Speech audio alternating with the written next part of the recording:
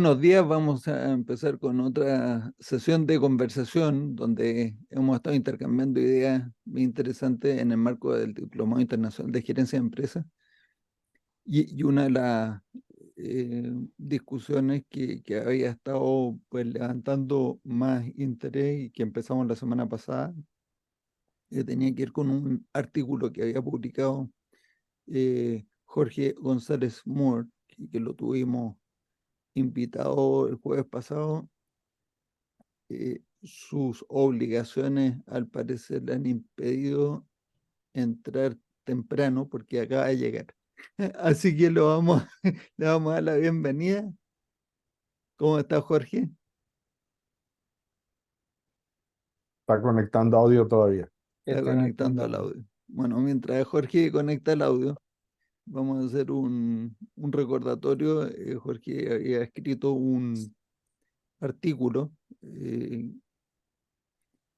además con motivo de un libro que había publicado anteriormente, donde usando las herramientas de pensamiento de teoría de restricciones, concretamente el árbol de realidad actual y árbol de realidad futura, eh, buscaba una explicación lógica acerca de problemas crónicos en las sociedades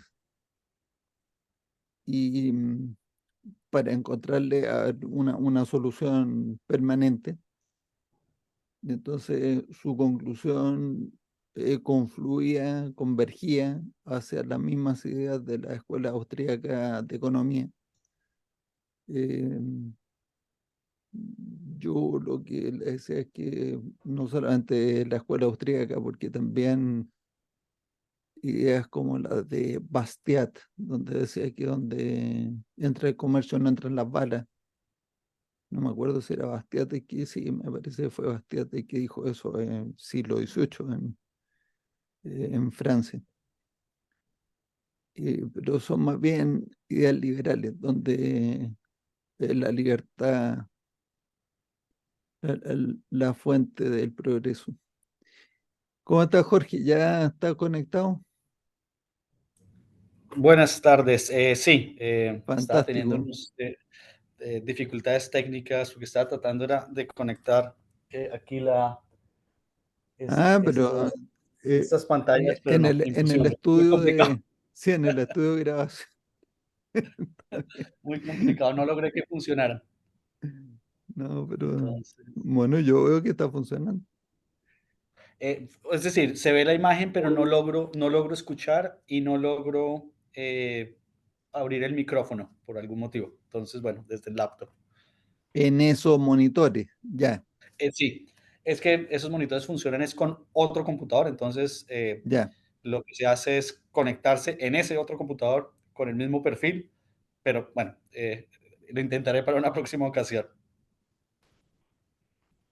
Pero bueno, haciendo el resumen, donde íbamos, estaba mostrando Entonces, primero el árbol de realidad actual correcto. y con Entonces, todas nuestras interrupciones te habíamos dejado avanzar como un paso dos, y medio.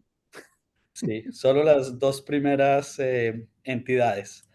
Un segundo, entonces voy a Sí, la compartir entidad que pantalla. decía buenos días, muchachos. Más o Exactamente. menos. Bien, entonces, Nada, pues si quieres ya puedes compartir de nuevo y avanzamos. vale. Entonces, permítanme un momento, comparto aquí la pantalla. Claro que entonces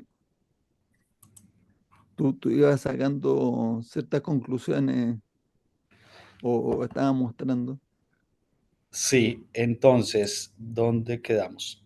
Bueno, tal vez un poco de contexto sobre, este es el artículo que es basado pues sobre el libro que se escribió en 2021, el artículo es de diciembre de 2022, y si quieren ver de dónde sale el árbol de realidad, digamos, grande, no el resumen, pues viene de todas estas efectos indeseables, aquí está el listado, está agrupado por pues efectos indeseables que tienen uno que ver con el otro.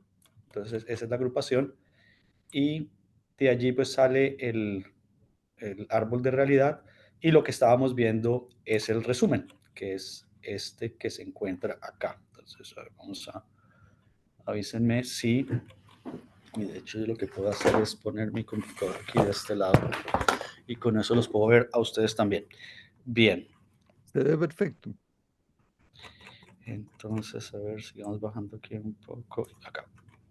Sí, bueno, este es el árbol de realidad, pero obviamente tiene muchas entidades, entonces esta es la versión simplificada. Bien, entonces estábamos en, pues me envía, aquí, estábamos acá. Entonces, estábamos por un lado, decíamos, la población espera niveles incrementales de bienestar que sean proveídos por el gobierno o el Estado. Y yo creo que si alguno de ustedes hizo el o siguió algo de las elecciones en Argentina, porque la semana pasada pues todos estábamos a la expectativa que pudiera pasar. Fíjense que en todo caso, a pesar de lo que se ha avanzado en Argentina en hacerle entender a las personas pues las ideas de la escuela austríaca y la escuela de Salamanca, hay un 36% de las personas votaron con la expectativa de que ellos querían eh, incrementar sus niveles de bienestar de parte del gobierno del Estado. Es lo que la gente espera. Entonces, fíjense que a pesar de ese gran progreso que se ha hecho, aún la gente tiene esa expectativa. Vamos a ver qué pasa en la segunda vuelta.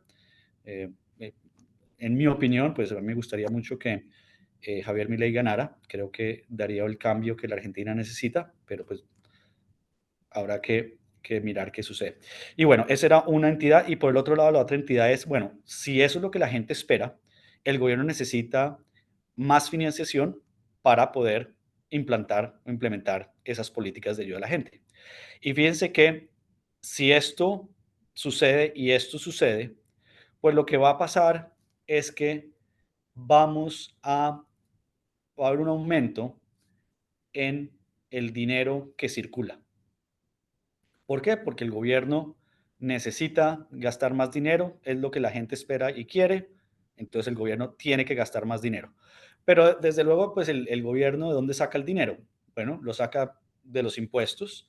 Sin embargo, ese no es el único mecanismo que tiene el gobierno para eh, financiarse. Y la financiación, gran parte de ella, se hace vía la pues, inflación. ¿Y qué es la inflación? Y la vez pasada estábamos dándole una definición a lo que es la inflación, que es el aumento de la masa monetaria y es como los precios expresados en esas unidades monetarias, pues cada vez suben más porque hay más dinero. Entonces, al final del día, si yo aumento la masa monetaria, todos los precios de la economía van a incrementarse. Algunos se incrementarán más rápido, algunos se incrementarán más que otros, pero en el largo plazo todos se incrementan. De hecho, los análisis que se hacen es que cuando los gobiernos empiezan eh, a financiarse, pues vía inflación. Y bueno, hay que entender cómo es que realmente el gobierno se financia. No es que el gobierno imprima el dinero, usualmente lo que es el Banco Central quien emite el dinero, pero el gobierno lo que hace a través de su tesorería es emitir bonos. Esos bonos se los compra el Banco Central. También se lo pudieran comprar inversionistas, pero en su mayoría se lo compran bancos centrales, el Banco Central. Y el Banco Central, entonces, a cambio de esos bonos, le entrega al gobierno, le entrega a la tesorería del gobierno ese nuevo dinero, dinero de nueva creación. Y aquí hay una cosa interesante, la mayoría del dinero es dinero electrónico, porque en realidad lo que se emite vía impresión en papel físico, en monedas, es mucho menor a lo que existe en eh, digamos, en los activos del gobierno en su tesorería o inclusive pues en cualquier banco. Digamos, la mayoría es electrónico. No es dinero físico. Bueno, esa es la manera como el dinero se emite. Entonces, desde luego, este es el resumen, por eso estos pasos están acortados y tenemos que hacer unos saltos un poco más amplios. En cualquier caso, lo que sucede es que vamos a tener más dinero en circulación. Al tener más dinero en circulación, pues sabemos que la consecuencia es que el dinero pierde su valor. estamos persiguiendo los mismos bienes y servicios con mayor cantidad de dinero, entonces efectivamente vamos a perder poder adquisitivo con ese dinero. ¿Quiénes se van a beneficiar? Pues las personas que primero reciben el nuevo dinero son los que se van a privilegiar, y todo el resto de las personas que van a sentir sus efectos después son los que peor la van a pasar. Y de hecho, la cuenta es que más o menos las inflaciones tardan entre 18 meses y tal vez 2 años en sentirse o en permear toda la economía. Y creo que tal vez era Hayek el que decía que para tener una imagen de cómo funciona la inflación, imaginen que toman miel y la van a vertir sobre una superficie plana. Pues evidentemente, en un primer momento, lo que sucede es que esa miel está en un lugar, pero luego empieza a extenderse de manera más fina a través de toda la mesa, de la superficie, hasta que permea absolutamente todo. Y nuevamente, los que se benefician, realmente son los primeros que pueden gastar ese dinero, porque van a gastar ese dinero a precios anteriores, es decir, nuevo dinero que ha sido creado pues de la nada, y lo van a estar gastando comprando a precios pasados. Entonces, bueno, entonces aquí vamos en el punto en que Sí. perdemos el poder adquisitivo. Cuando perdemos el poder Antes adquisitivo, disculpa, Jorge, antes de ir ahí, querría hacer una observación anterior, ¿no? En el punto que dice que la cantidad de dinero se incrementa, yo creo que ahí sí, faltan por lo menos dos flechitas más, que posiblemente, como este es un resumen, no están ahí, pero que son muy importantes. Por una parte, que no existe formalmente, para que esto se dé, no debe existir un límite a la creación de dinero eh, por esa relación entre el Banco Central y el gobierno. Y si existiera la limitante, también debería tener como otro elemento que la gente del gobierno pues sencillamente no hace caso a esa ley. Ese último punto lo pongo porque en Venezuela hay una limitante tanto en la Constitución como en la ley del Banco Central. Y sin embargo se emite dinero por esa vía. Entonces no sé si si esos dos elementos lo tienes en el árbol más amplio, pero aquí están faltando. sí hay algunas referencias a ese hecho, y es que precisamente el Banco Central cualquier bono que emita el Tesoro del gobierno, el Banco Central lo va a comprar. No hay límite al apetito de esas compras. Eh, eh, sí entiendo que hay países donde por constitución hay unos límites, pero como tú bien dices, eso rara vez se respeta, porque la presión del gasto es mucho mayor a cualquier otra cosa. Y recuerden pues que uno de los principios de teoría de restricciones es que la gente es buena. Sin embargo, yo creo que hay que complementar ese principio y decir la gente es buena dependiendo o la gente está, o mejor aún, la gente es tan buena como los incentivos que tiene. Y el incentivo cuando una persona está en el gobierno, pues puede ser algo, digamos, que la persona hace de muy buena fe. Yo lo que quiero es ayudarle a la gente. Entonces, ¿qué quiero hacer para ayudar a la gente? Pues la gente me está pidiendo salud, educación, vivienda, transporte, infraestructura. Pues yo de muy buena fe quiero que gastemos en eso. Sin embargo, eso tiene unos efectos que esa persona no está viendo y no va a ver, pero el incentivo está en que si yo quiero que me reelijan, pues yo tengo que seguir gastando en eso. Entonces, a pesar de que exista un límite, yo creo que el incentivo es tan grande que no hay, es muy difícil que se dé ese control. Es muy difícil ese control. El mismo, por ejemplo, no sé si ustedes han visto cuál es la deuda en este momento de Estados Unidos. Y les voy a mostrar, de hecho hay una, em, permítanme. Ahí todavía pueden ver mi pantalla, sí. Eh, Sí, perfectamente. Tal vez es say, debt. Mientras lo busques, el otro día y en los mismos debates ahí en Argentina, escuché a alguien que decía, si nada se resuelve porque el Banco Central es independiente. Los bancos centrales independientes se equivocan independientemente. Y bueno, Así es. Y por tres razones. Porque uno, ¿qué es lo único que un banco central puede hacer? Puede emitir más dinero, puede contraer, es decir, reducir la cantidad de dinero, o puede no hacer nada.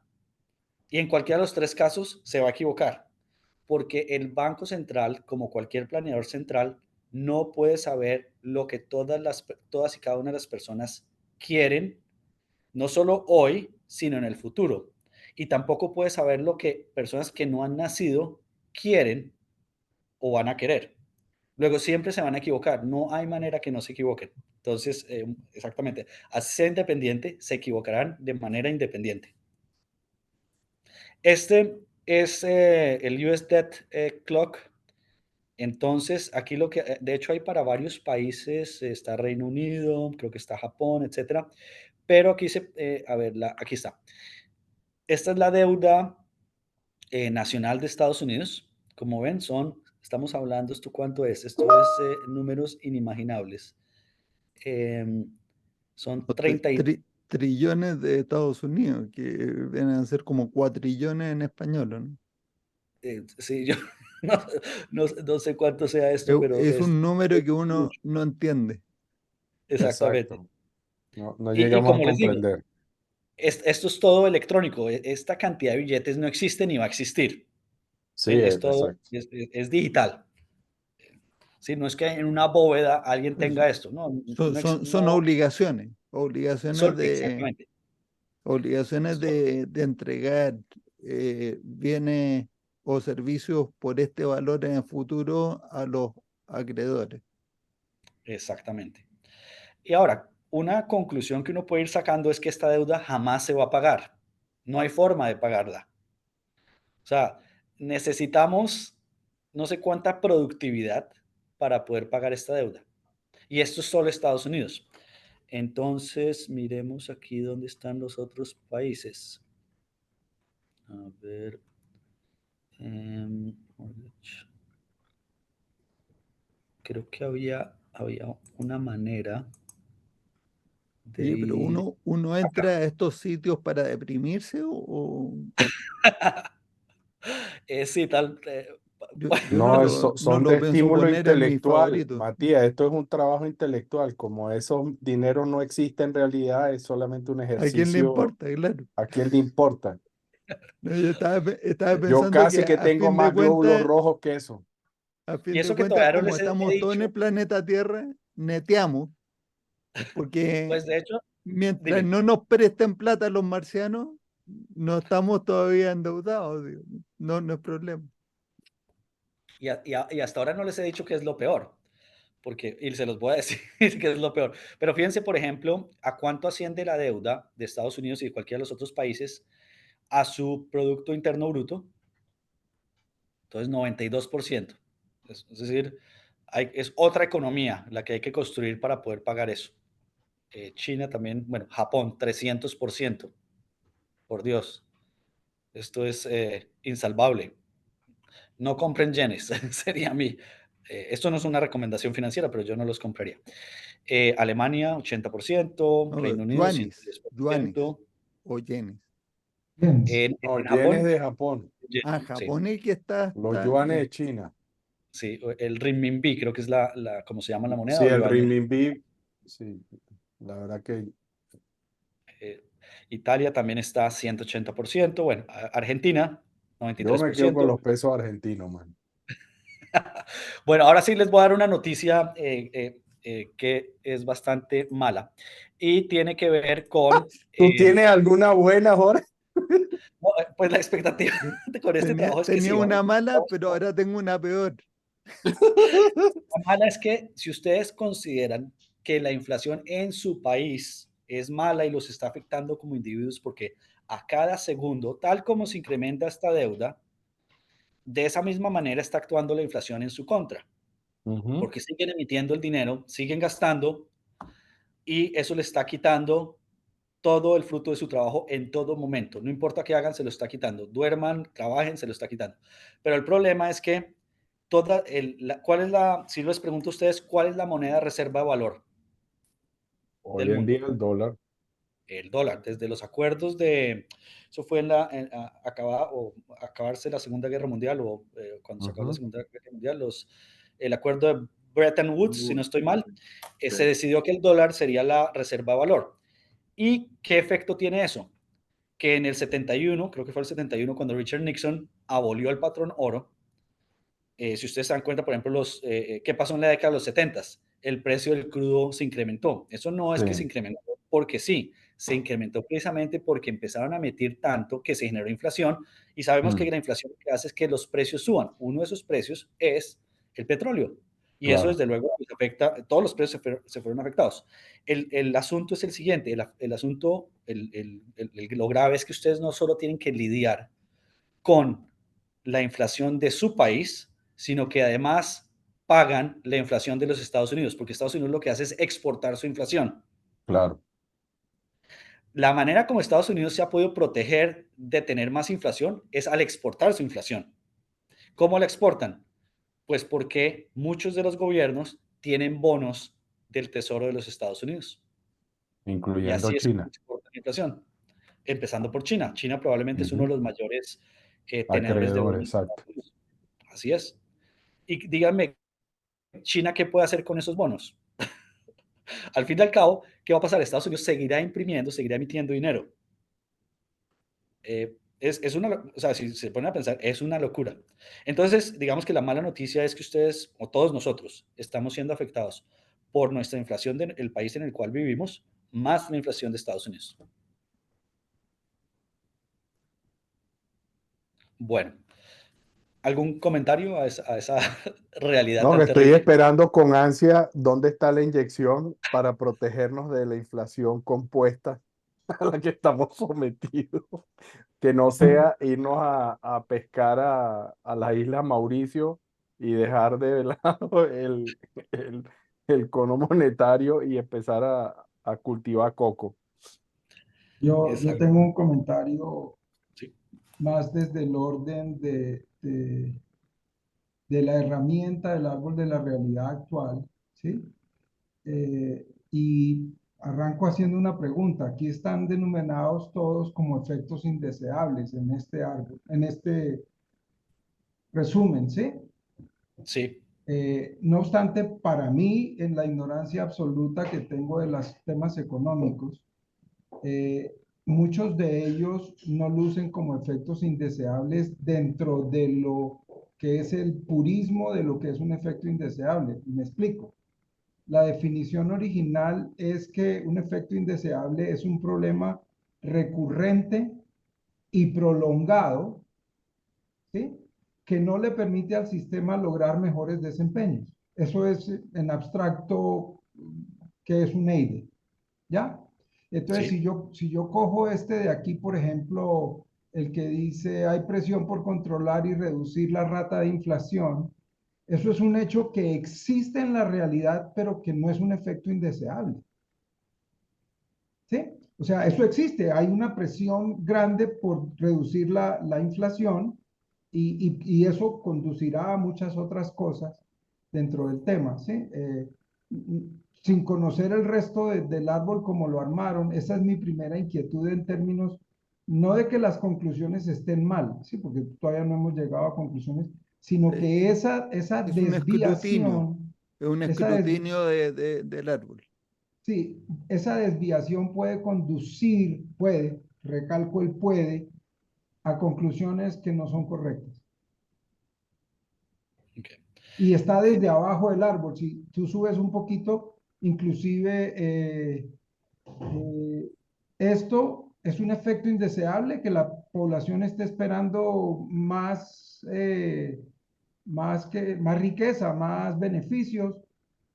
Eso existe en la realidad, sí, que es producto de otras tantas cosas, porque la discusión al final del día se va a centrar en qué que un efecto siempre es una causa de otras cosas y bueno, y de ese círculo vicioso no vamos a salir nunca. Pero dentro del escrutinio, como bien lo menciona Matías, el tema es que, o por lo menos fue lo que yo aprendí con sangre en muchos casos directamente del doctor Goldratt, es que el análisis es fractal. O sea, si yo puedo coger cualquier EIDE de estos, puedo aterrizarlo en un conflicto que es el conflicto raíz. Entonces, por eso mi inquietud, o sea, porque si yo no puedo explicar la existencia de ese EIDE, ¿sí? Sino que es una realidad que existe, repito, puede conducir a una conclusión que puede ser Yo, equivocada. yo estando de acuerdo con Jorge, estoy de acuerdo con Jorge que hay espacio aquí para hacer un escrutinio, pero lo que pasa es que, por otro lado, Jorge González, el autor, ya nos aclaró que esto es un resumen, que en la versión original está toda la maraña de lógica y que leer la... O sea, yo prefiero esta. Esto es como... Yo No, prefiero esta porque la intuición llena los espacios. A menos sí, de que tú, Jorge Ramírez, me digas que las conclusiones que estás sacando más arriba están equivocadas porque la lógica más abajo está mal construida, yo acepto esto como un razonamiento. O sea, no tendría sí. problema. Además, me gustaría ver cómo termina antes de que le metamos el bisturí de las categorías de legítima reserva. Sí, Entonces, voy a proponer entonces que no hagamos observaciones para dejar que Jorge termine la exposición y Sí, pues después si vamos no, sobre los puntos que correspondan. Sí, pero es que nos terminaremos quedan antes de como dos Navidad de sesiones leerlo. más, así que quédense tranquilos, porque hoy no vamos a terminar tampoco, ya vi la hora. Yo quería hacer un comentario nada más, si Jorge me lo permite. Los dos Jorge, mis queridos amigos. Eh, para mí lo que sucede es que cada una de estas entidades que están descritas como efecto indeseable, para mí es una simplificación de utilizar algo que está en el Flying Logic y poderlo colocar, pero describir la lógica. Pero si uno toma cada uno de estos efectos indeseables, hay un mini árbol de realidad actual con toda la argumentación lógica por detrás de eso. Porque yo tengo que poder llegar a la conclusión de que money is being debased, tengo que poner todas las consecuencias negativas y de dónde aparece y por qué es un hecho de la realidad y cuáles son los incentivos, las premisas que están ahí para alimentar y hacer convertir a esta pieza en un efecto indeseable. Ese es como yo lo estoy entendiendo, ¿ya? Correcto. Eh, Y es así como está construido este resumen. Y Adelante, simplemente, por favor. perfecto. Ok, Hágale, que sigamos. esto solo demuestra que generaste una cantidad de energía. Aquí yo estoy ¿No? eléctrico. Y que te estamos escuchando. Muy bien, gracias. Entonces, continuemos y si me parece bien, más adelante voy a compartir con ustedes todo el listado de efectos indeseables y cómo los agrupé y también compartiré con ustedes el árbol grande para que ustedes vean lo que concatené como causa-efecto. Y como bien han dicho, bueno, saquemos el bisturí y tratemos de mirar si eso es cierto o no. Bien, entonces íbamos tal vez money is being debased, es decir, estamos perdiendo poder adquisitivo. Lo que va a suceder ahí cuando esto pasa es que la inflación o va a ser muy alta o empieza a crecer. Si es muy alta, la llamaremos hiperinflación, pero en cualquier caso, vemos en la realidad que la inflación empieza a crecer. Cuando la inflación empieza a crecer, hay inmediatamente presión sobre el gobierno, sobre el Banco Central, para que hagan alguna cosa para poder reducir la inflación, reducir la rata de la inflación. Y tal vez tengo que hacer un comentario adicional de la inflación. La inflación es lo que se denomina un unitless measure, una medida que no tiene unidades. ¿Por qué? Porque la manera como nosotros medimos la inflación, un porcentaje, es sobre una masa monetaria que se expande y se contrae y no necesariamente sabemos cuánto se expandió, cuánto se, se, se, se contrajo. Entonces es muy difícil, es como si yo quisiera medir el largo de algo con un patrón de metro que cada vez cambia, a veces es un metro, a veces metro y 20, a veces 90 centímetros. Eso por un lado. Segundo, otra manera como la inflación no es medida de manera, eh, creo que transparente, es porque como se mide es a través de una canasta de bienes y servicios. Pero resulta que como individuos todos tenemos diferentes canastas. Mi canasta no es la misma que la que yo tenía hace 10 años, la que va a tener dentro de 20 y lo mismo nos pasa a todos. Y lo otro es que en la medida que ciertos elementos de esa canasta se van incrementando de precio, adivinen qué pasa, los sacan de la canasta. Luego, Por eso, perdón, yo alguna vez leí que dejar la medición de la inflación en manos del gobierno es como dejar la medición de la tasa de criminalidad en manos de la mafia.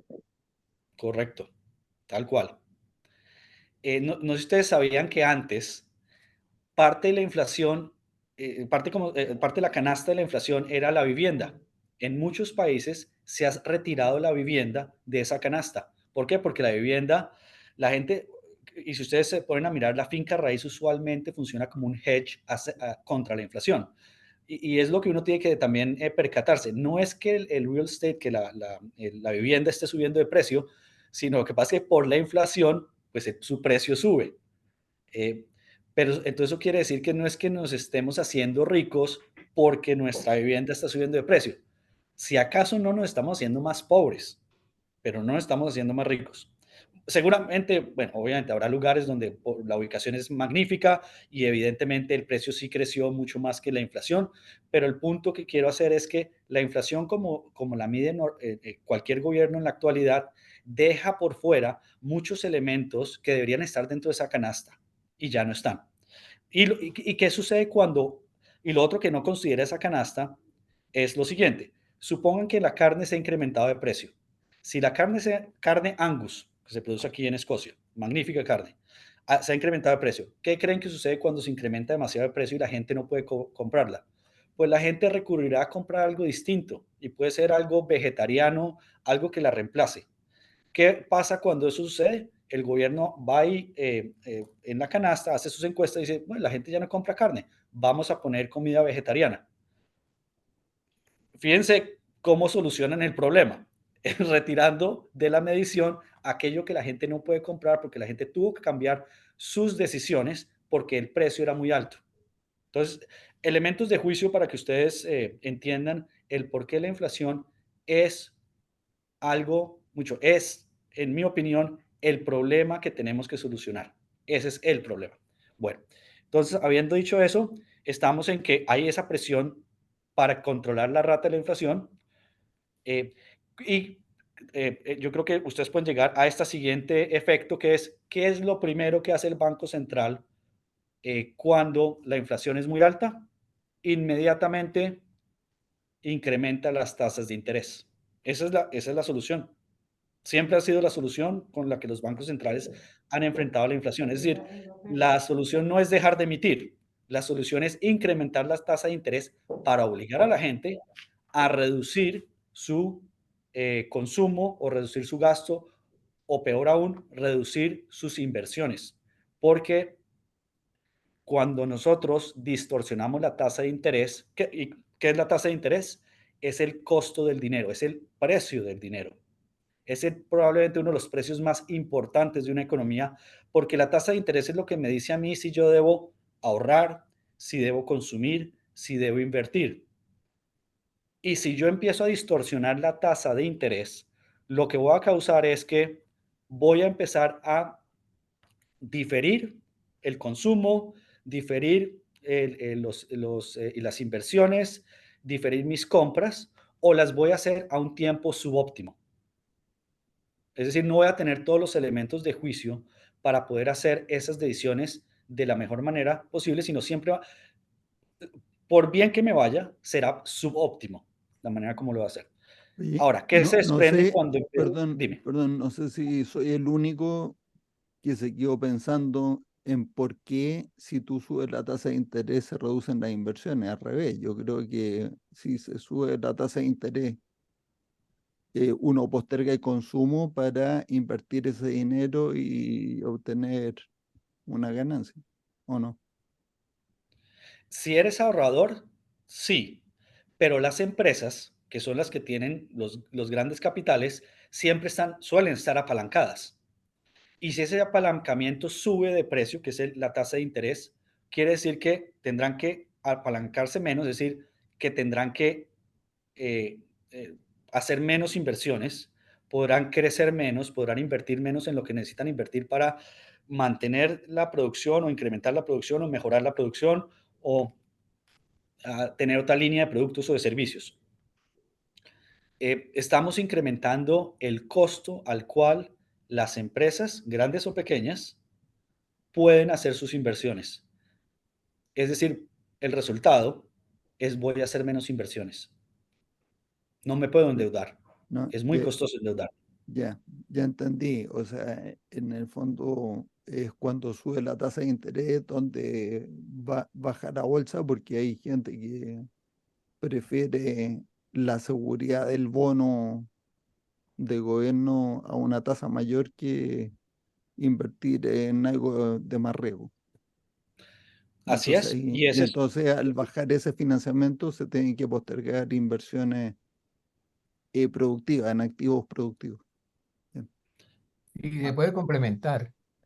Si sube la tasa activa, la tasa exigida es mayor. Y entonces, si lo comparas con una tasa interna de retorno en un proyecto específico, son varios los proyectos que van a quedar, que no van a cubrir la condición. Por Muy un buen lado, punto. por el otro lado, cada día el consumo está más financiado con tarjetas de crédito. Entonces, al subir la tasa de interés, también está subiendo el costo del consumo. Exactamente. Y por el otro Y una lado, cosa, al subir la puedo dar tasa de una, interés, sí. se hace más rentable en lugar de gastar, mantener depósitos rentables. Exacto, como bonos del tesoro o términos fijos que realmente no necesariamente van a financiar inversiones de capital para empresas. Entonces, excelente que todos han dado con los efectos indeseables que tiene el mover esa tasa de interés y en este caso, para controlar la inflación, es incrementar la tasa de interés. Entonces, y ya ustedes los han nombrado, miren los efectos indeseables. Estoy distorsionando la inversión, distorsiono los precios, estoy distorsionando los precios, ¿sí? Y estoy distorsionando la manera como las personas van a pedir prestado o no, ¿sí? Ahora, ¿qué pasa cuando distorsiono la inversión, distorsiono los precios?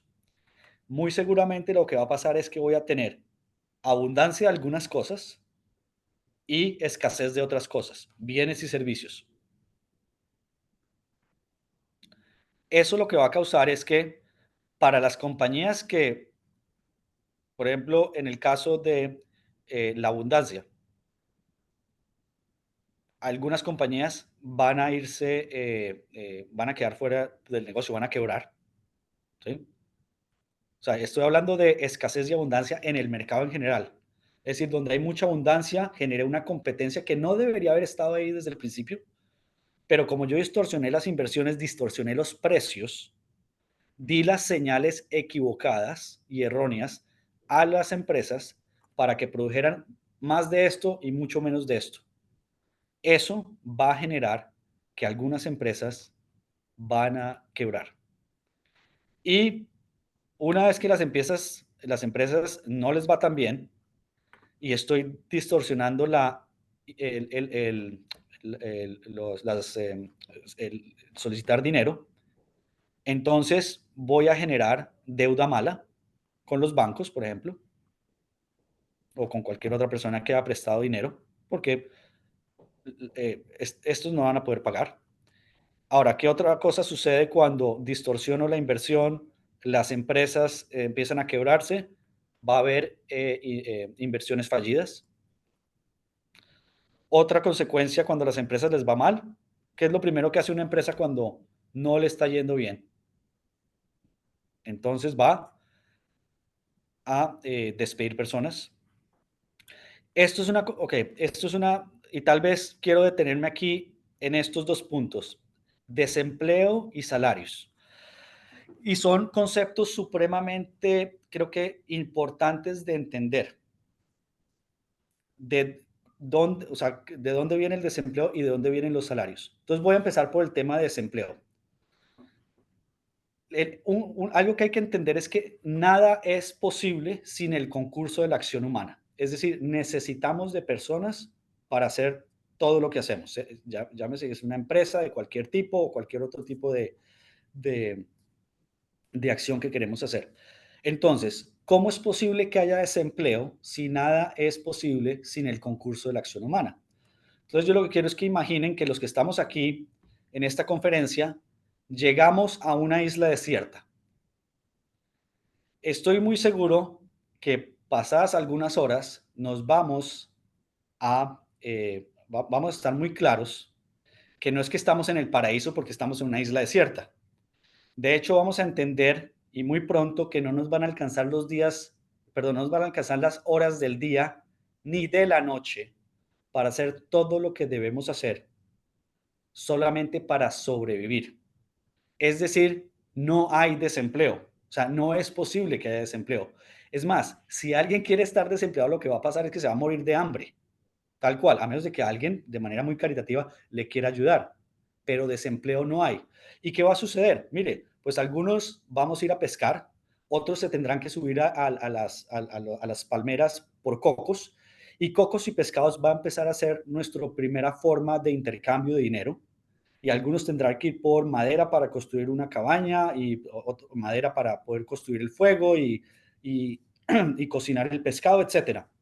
Pero fíjense que en ningún momento hay desempleo, no puede haberlo, porque es tantas las necesidades son infinitas, que es imposible que alguien pueda decir, no, yo no quiero trabajar, pues esa persona no trabaja, se va a morir de hambre. Es más, si a esa isla luego llega una persona y dice, mire, yo soy graduado y tengo un doctorado en estudio de género, tengo un doctorado en estudio de género, y yo lo que quiero es prestar mis servicios como doctor en estudio de géneros, y lo que quiero es que me paguen tantos pescados y tantos cocos por día y además necesito una cabaña.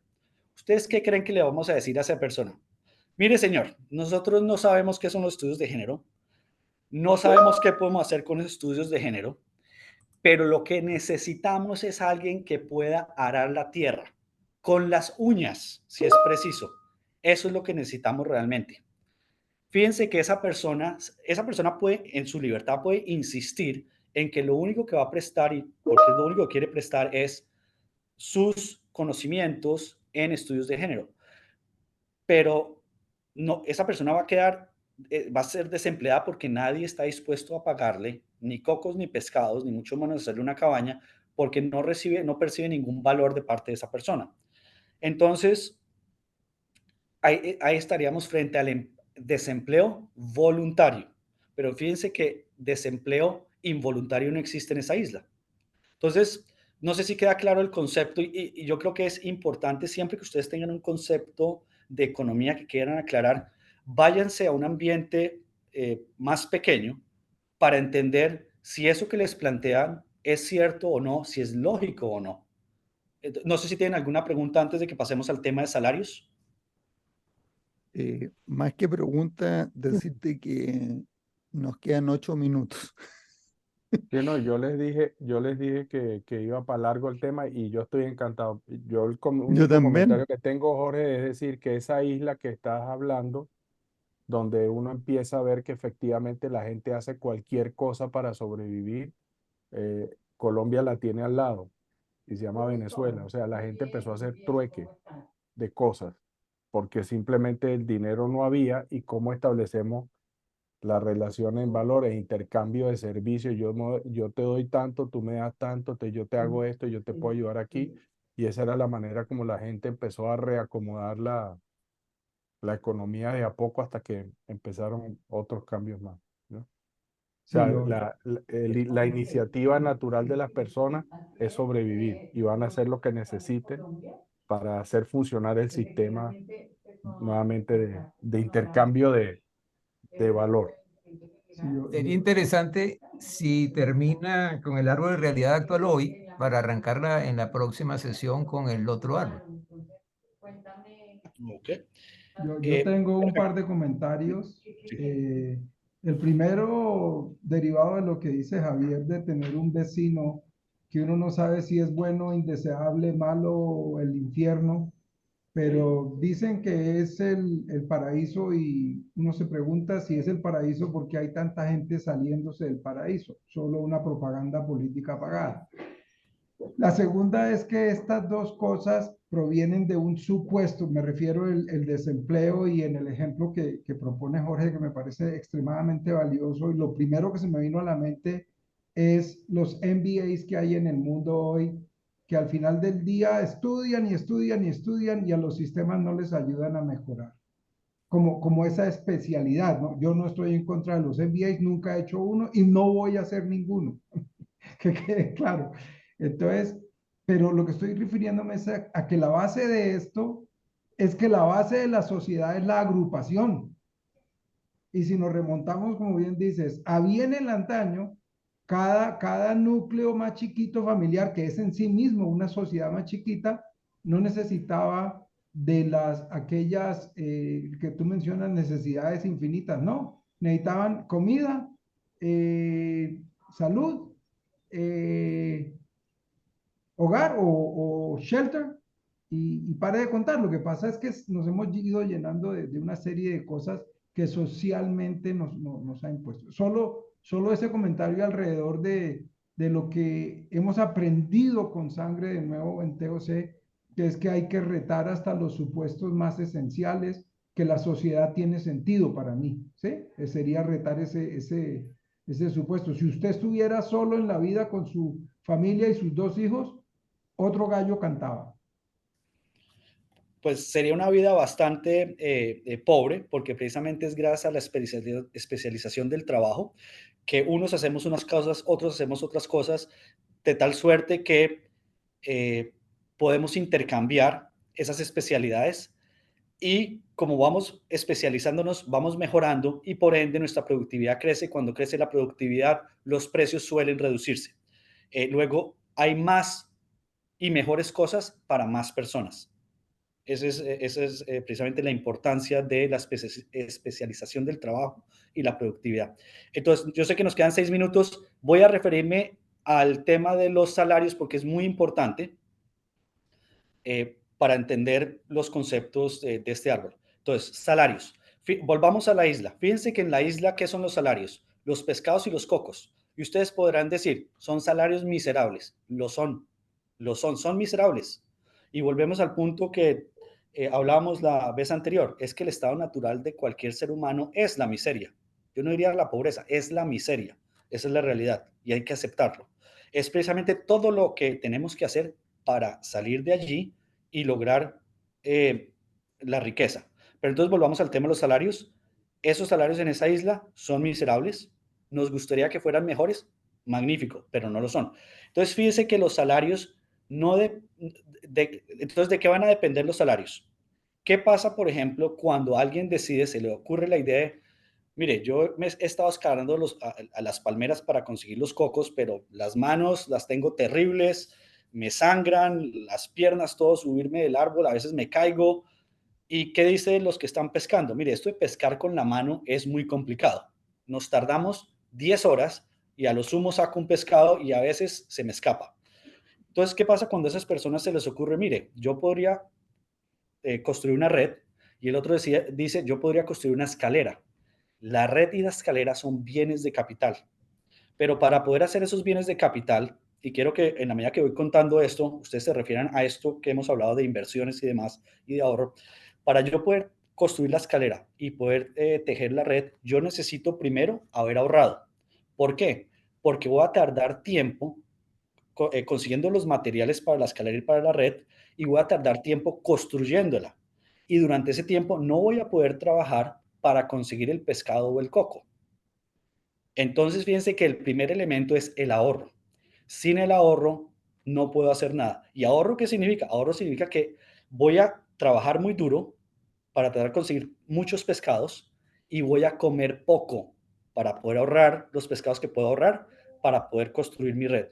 Y lo mismo tendrá que hacer la persona de los cocos, donde tratará de conseguir la mayor cantidad de cocos y comerá muy pocos cocos, o intercambiará menos cocos por los pescados, pero comerá menos pescados para poder tener ahorro y poder dedicarse a construir su escalera. Pero una vez que construyen la escalera y tienen su red, ¿qué sucede? Su productividad incrementa. Es decir, su rata de capitalización, su rata de capitalización se ha incrementado, su capital, asset capital, se ha incrementado porque ahora tienen esos elementos y ahora la persona en la escalera puede bajar muchos más cocos y el de la red puede pescar muchos más pescados. Inmediatamente, ¿qué sucedió? Sus salarios se incrementaron. Entonces, el punto es, ¿de qué dependen los salarios reales en una economía? De las tasas de capitalización. ¿Qué son tasas de capitalización? Todas las ayudas que me hacen ser más productivo. Llámese el tractor para el agricultor, la maquinaria para la fábrica, nuestros conocimientos, nuestra experiencia, lo que conocemos de teoría de restricciones y sus aplicaciones, todos suman a esas tasas de capitalización. Les pongo el ejemplo. Un pintor de brocha gorda de Bolivia se va a vivir a Texas, a Houston, Texas, inmediatamente va a ganar 500 veces más. Y no es porque el pintor viviendo en Texas se volvió un mejor pintor, no, con todos sus defectos y cualidades va a ganar más. ¿Por qué? Porque en Houston, Texas, las tasas de capitalización son mayores. Es más, les digo esto, en Houston, Texas, si alguien dice, quiero pintar mi casa y ofrece menos de lo que es el salario real, no pinta su casa, no la pinta. ¿Y será que es que en Houston, Texas, la gente es más bondadosa y quieren pagar más? No, es que no les queda de otra sino pagar esos salarios o de lo contrario no van a conseguir quien les haga el trabajo. ¿Y en Bolivia será que la gente es peor, no les gusta pagar? No, es que esos son los salarios reales de mercado. Y la gente solo estará dispuesta a pagar, a pesar de que el Estado imponga regulaciones, solo estará dispuesta a pagar eso. Y entonces viene un punto más interesante. ¿Qué pasa cuando el Estado regula los salarios y dice que tiene que haber un salario mínimo? Mire, si esa fuera la solución, yo digo que el salario mínimo de aquí en adelante sea 100 millones de dólares por persona. Y se acabó. Así mejoramos todo. Pero claramente esa no puede ser la solución porque no va a funcionar. Luego, la solución es cómo generamos mayores tasas de capitalización para que la gente pueda trabajar. Otro ejemplo sencillo es, ¿quién trabaja más? ¿Un agricultor en la India, cuyo único bien de capital es un palito? ¿O un agricultor en Escocia con un tractor Massey Ferguson de 500 caballos, con cabina, donde puede escuchar música, tiene aire acondicionado o tiene calefacción? El que trabaja más es el de la India, pero produce mucho menos, mientras que el de Escocia trabaja mucho menos y produce mucho más, porque además del tractor, tiene el arado y cualquier cantidad de otras maquinarias que se le conectan al tractor para ser supremamente productivo. Una sola persona hoy en día con un tractor y con esos equipos puede arar y producir mucha más comida de lo que podían producir 500 personas hace 200 años. Entonces, simplemente dejo ahí porque son dos conceptos supremamente relevantes. Entender de dónde viene el desempleo o de dónde viene el empleo y entender cuál es la causa o cómo se establecen los salarios. Yo sé que Daniel Trujillo quiere aportar algo, pero yo necesito cortar esta conversación ahora porque tengo otro compromiso hace 30 segundos. Ok. ¿Te puedo comprometer para el próximo jueves, Jorge? Por favor, Jorge. Permítanme, pensaría que sí. ¿Cuándo es? Es el jueves, ¿cierto? El próximo jueves, sí. Sí, Eh, 2. es posible que sí. Aún no me han dicho si tengo una reunión que es de todo el día, pero si no está esa reunión, me comprometo. Bueno, Listo. Si no pudieses, mándame un chat, Jorge, eso. y simplemente nos preparamos para cubrir ese espacio y seguimos para la siguiente. Pues la verdad que esto está fantástico. Fantástico, ¿no? Yo además Es un vamos a gusto. tener por lo menos 2 más.